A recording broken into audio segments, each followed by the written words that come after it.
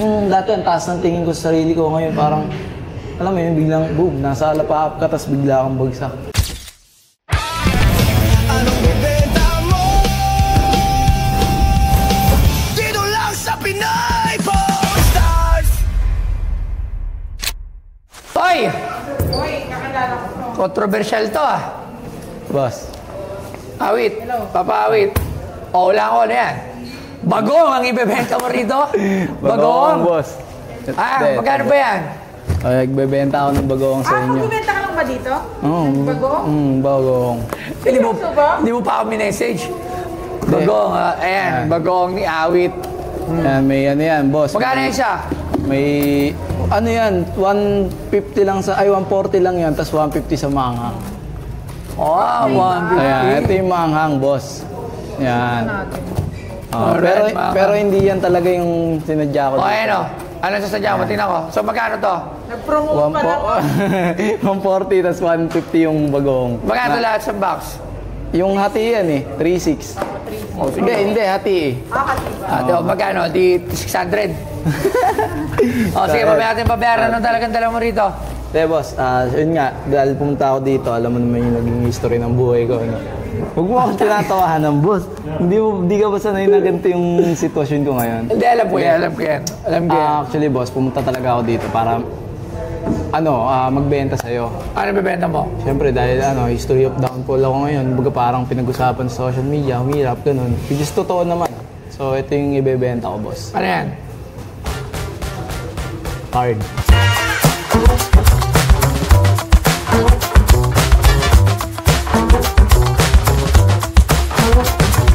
Alam mo ba, si Awit Gamer ay kilala bilang isang content creator at vlogger na madalas nagpo-post tungkol sa gaming, lifestyle at kontrobersyal na mga karanasan. Kamakailan, naging kontrobersyal siya matapos amining nawala ang halos 69 na milyong piso dahil sa pagsusugal. Ibinahagi niya ito sa isang emosyonal na vlog kung saan sinabi niyang magsisimula siya ulit sa pamamagitan ng pagbebenta ng bagoong at mga gamit. Marami ang nagdududa kung totoo ang kanyang kwento at may nagsasabi na baka drama lang ito para manatili siyang relevant. Kilala siya sa paggawa ng masiselang content. Sa kabila nito, patuloy pa rin siyang gumagawa ng mga video at humahanap ng bagong simula at ang binibenta sa PP Stars ay ang VIP cards na ginamit ni Awit Gamer sa pagsusugal. Ano ka dyan? Card ng Okada, ng Soler, saka ng COD. VIP card. Ayan o. Kenneth Alfredo Cruz. Katunayan na siya ay sugarol. Ayan. Ito din. Okay, Lahat yan, boss, may pangalan yan. Pero boss, ang pinakamataas talaga dyan is ito. Kasi ito, hindi ko naman tinatap masyado to sa sa pagsusugal ko eh. Ayan. Yan yung black card sa Okada. Black card. Okay. Alam mo, ang daming mga ang daming issue regarding sa'yo, ang daming mga lumabas. Di ba ako, dati ko pa alam yung bago pa lumabas, nagkakausap tayo. Di ba? Nasabi ko naman na sa'yo. Kaso, alam nyo, kaya hindi ko talaga pinapansin. Kasi alam ko, susugal mo din lang ulit yun eh. Yung mga panahon na alam ko yun. Kasi boss, madaling araw tatawag, alam ko na yung mga gano'n eh. Actually, dati, ito, kwento ko lang Dati, nung nagsusugal ako, halos lahat ng taong nakapaligid sa akin, halos lahat yun napagsisinungalingan ko na. Ako alam na alam sa sobrang pagkalulong ko sa sugal, ganun. Halos kahit pamilya ko na pagsisinungalingan lang. Eto, yung mga yan, alam nila yan na halos, kontakin natin si akin na yung cellphone ko. Kontakin ko si Sila kasama mo magsugal? Kasama, hindi. Ito, lagi ko naman kasama kasi siya yung bodyguard kapag may lakad. Then ito yung assistant, yung parang gano'n. So, yun. Kumbaga, tawag ako kung kanin-kanino, kila Jonah, alam. kila Foreign Germs. Lahat yun, boss, nautang ako. Actually, may mga kulang pa sa nila, di ba? Kila Norbin, may mga utang pa ako dyan, boss. So, ngayon, gumawa ako ng way, ng paraan para, syempre, magbagong buhay, gano'n. Kasi, di ko na kaya, boss, eh. nilabas ko na sa Sokmed yung totoong buhay ko. Kumbaga, ano na ako, yung sobrang down na ako sa sarili ko, boss. Hindi na ako makaharap sa tao na yung dati ang taas ng tingin ko sa sarili ko. Ngayon parang, alam mo yun, biglang boom, nasa alapaap ka, tapos bigla akong bagsak. Siya ba nagturo sa'yo magsugal? Sarili ko, kasi promoter ako ng sugal eh. So from online casino, Ganito yun, boss. Dati, di ba, masaya ako kasi nagpo-promote ako ng sugal eh. Pero hindi ko naman inaano na iniingaan nyo talaga na magsugal sila. Kumbaga parang ako, sinubukan ko rin yung casino talaga. casino talaga. Kasi sa online, nananalo rin ako eh. Nananalo ako sa online. Tapos, minsan nalulung na. Online, hanggang sa hindi ko na matansya yung sarili ko. Punta na ako ng casino. Ganun. Okay. Naalala ko yan. Kasi ako alam ko eh. Alam ko, sabi ko, itong taon to yun. Yung madaling araw, yung mga kala ko, talaga shabu pa to. So, dahil yung pala sugal. So, pinagtanong ko, sabi ko, ano nangyayari kay Awit? May nakausap ko na isang nakausap ko, lulong yan, toyo. Sabi, happy ka na. Sabi ko, okay, simula nun, sabi ko, alam ko, kung papahutangin siya, doon din babaksak eh. Saka boss, Kasi mo lahat yung mga pinutangan mo, Hindi, actually yung bumawi, yung mauna. Yung kay Norbin naman, yung inutang ko sa kanya, hindi sa sugal na punta yun. Saan? Sa panganak ng asawa ko. yun. Panganak. Saka yung kay Foreigner. Ang mahirap na kasi dyan, yung iba, hindi mo na malaman. Hindi mo na... Kung ano dyan yung totoong sinasabi mo, sa hindi. Kasi, Katulad ako, ang alam ko na, Toyo, ano yan? Sabi ko, okay, sige boss. Sabi ko, pagka nag-uusap tayo, sabi ko, hindi pare, kasi alam ko, babawi niya lang, matatalo lang yan eh. Kasi Susugal mo yung iutang mo. Ano ako dati, boss, yung tipong talo ako yun. Sabi ko sa sarili ko, makakabawi ako. Ganun nga Hanggang yung sa ginagawa mo. talo, makakabawi ako, mangungutang ako. Ganun ako. Sinusugal mo pa yung, sinusugal. imbis na ibayad mo na, sinusugal mo pa. Halos napabayaan ko na yung pamilya ko, boss. Halos mag-broken family na kami. Anak ko, halos hindi ko na mabilan ng gatas. Dahil mas inuuna ko yung pagsusugal ko, ganun. Ultimo nga panganak ng asawa ko, hindi ko na-save yung pera eh. Pero katulad nga sabi, wala na tayong magagawa dyan, nangyari na yan. Lahat tayo may pagkakamali. So ikaw dumating ka sa punto, ang maganda naman sa'yo, bata ka pa. Tsaka nandiyan ang social media. Napakadali bumangon. Sa social media, gumawa ka lang ng mabuti. Babalik sa'yo yan eh, di ba? Lahat naman yan napakadali. Hindi yun mahirap. Hindi, kasi boss, kahit naman gumawa ka ng mabuti. Diba? Gumawa ka ng 1,000 na mabuti.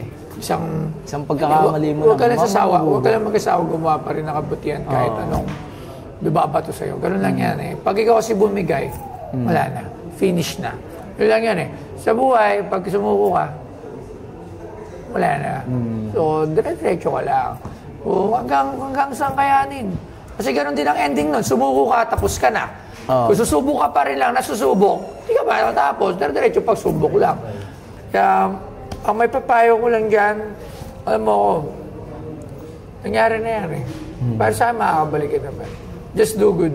Sa bagong boss, may nagsabi pa nga sa akin, boss, na kuha mo yung cellphone ko, pakuha mo doon sa loob. Pero Ano? galing yan, Lahat nilabas niya na.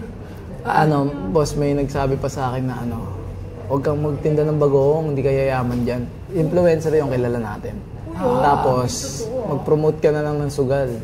Papabasa ko sa'yo pero sa atin na lang. Oo. Kumbaga, papakita ko. Promote ka na lang sugal, Yayaman babalik ka. Actually, marami sa akin ngayon, endorse ng, PubCore license. Parkour license. Pubcores na i-promote ko. Pero kahit Pubcore, sabi ko, ayoko na eh. Kumbaga, naranasan ko na sarili ko. Di ba? Kung payo ko naman sa kanila na kung gusto nyo magsugal, is yung kaya nyo lang ipatalo. Oo, yun. Eto, boss.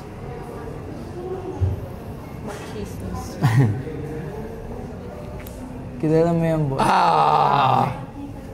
Ito lang naman ang mapapayo ko. Sa ginagawa mo sa bagoong, okay, meron talaga masabi na hindi ka talaga yaman dyan. Kung hindi ka magiging hands-on, saka hindi mo tututukan. Tsaka, matagal yan. Matagal. Yung yaman kasi, gaano ba kayaman sinasabi mong yaman? Hindi naman sobrang yaman. Kumbaga parang iniisip ko kasi kung magiging hands-on ka kasi sa isang business. Dati kasi wala akong hindi ko trip yan eh. Kasi ang dami kong pera dati. Iniisip ko mas malaki yung kinikita ko dyan kesa dyan eh. Kumbaga ako ngayon, yung ginagawa ko, nagiging hands-on ako. Pakita mo yung card. Hindi, wala ko niyan. Joke lang. Magkano mo binibenta yan? Controversial yan. Kaya nga, boss eh. Ano sana, boss eh? Yung talo ko sana, boss. Talo. 69 million, boss. Bandang huli, gagawin mo pa ako, basahin mo ba ako yung talo mo? Hoy, kagay! Hindi, meron magkano? Hindi ito. ko, wala akong Hindi, ano, alam mo boss. maganda to kasi parang yan, kay Fernando po. Hindi, wag mo naman ako ikumpara dyan, boss. ID. Sugaro lang, boss eh. Hindi siya doon, sa corner doon. ID. Ang nakalagay dyan Kumbaga, lang tayo. Ang ID ng, ang card ng pagkatalo. Ano, history of downfall ni Awit Gamer. Magkano man ito binibenta? 300, boss. 300. Okay, natawag tayo ng expert sa sugal. 300 pesos. Daddy Blue. Daddy Blue. Halika ko. Ang expert sa sugal. Inutangan ko din yan, boss eh. Daddy Blue. Hindi ako pinautang. Alam ko kung anong dahilan mo, ba't di ko Pares tayo kasi alam namin. Alam namin. Alam namin. Pego sa... Pero kung... Pagpasok ko pa nga lang ngayon. Alam namin. Tahimik lang ako, di ba? Pero alam namin yung ganap. Alam namin kung sino. Alam namin. Kaya sabi ko nga. Kahit lang kami. Oo. Hindi lang kami kunwari. Kasi padadagdag pa yung utang. Actually, galing nito, kunwari may nalaman kami, anin lang yun. Di ba? Hindi Madadagdag pa kasi kung pautang ka pa, madadagdag pa yung kaaway, magal, di ba? So, okay, magkano to kung ikaw ang bibili? Alright, sige. Okay, 300,000. Alam mo, dito mabibili ng 300,000. Kung bibilin ko to, pero i-display sa shop ko, eto magkaroon ka ng spot dito sa shop. Doon tayo Actually, boss, kasi yung pagbebenta ko niyan, hindi para sa ano. Ang inaano, kaya siya ibebenta para idagdag ko siya sa business. Then yung iba kong utang o bayaran ko. Ganun. Yun nga, kaso, doon tayo sa makatotohanan. Siyempre, bakit naman bibili ako ng 300,000? Di ba? Di sana binili ko na lang yung 500,000 na binibenta ni Emilio Ginaldo. Pirmado pa yun ni Emilio Ginaldo. Napaka-historical pa nun. Walang nga. Tapos ito, bibili ko 300. History yan, boss. History mo. Walang nga. History ni Emilio Ginaldo yun. Gusto ko mabasya ko dito. Hindi. Pero, maganda rin to na mailagay dito kasi makikita ng mga tao, example, on papaano yung isang dating awit na nalulong sa sugal, na nalubog, at ngayon nagpupumilit bumangon. Ngayon lang yan. Pero kung next year na, baka balikan na. So yun, magandang araw sa inyong lahat. So ko lang i-share sa inyo kung saan ba nagpapagawa si Boss Toy ng kanyang mga signages at lahat ng kanyang pangangailangan. KGT Printing Press nandito sa baba. Kung gusto niyo ng mga special touch nyo, so syempre, di ba, pag sarili nyong negosyo, gusto nyo, sarili nyo, GT Printing Press. Maraming salamat. Again. Ulit, this year, di ba, magandang kwento pa rin siya na dumaan ka sa gantong stage na parte ng buhay mo na nalubog ka. Pero after years, nakabangon ka pa rin, makikita mo pa rin dito. So, isa purpose dito is parang awareness. Yes. Awareness sa mga sugarot. Pero, syempre sa worth, hindi ko naman pwedeng bilhin na 300,000. Ako, 20,000 pesos. Pipirma mo pa yan. Pipirma mo. Gano'n ka? Pipirma mo pa yan. Boss, 60,000. Baga boss, ano na yan, isa na yan, tulong mo na lang rin yan. Hindi na dito eh.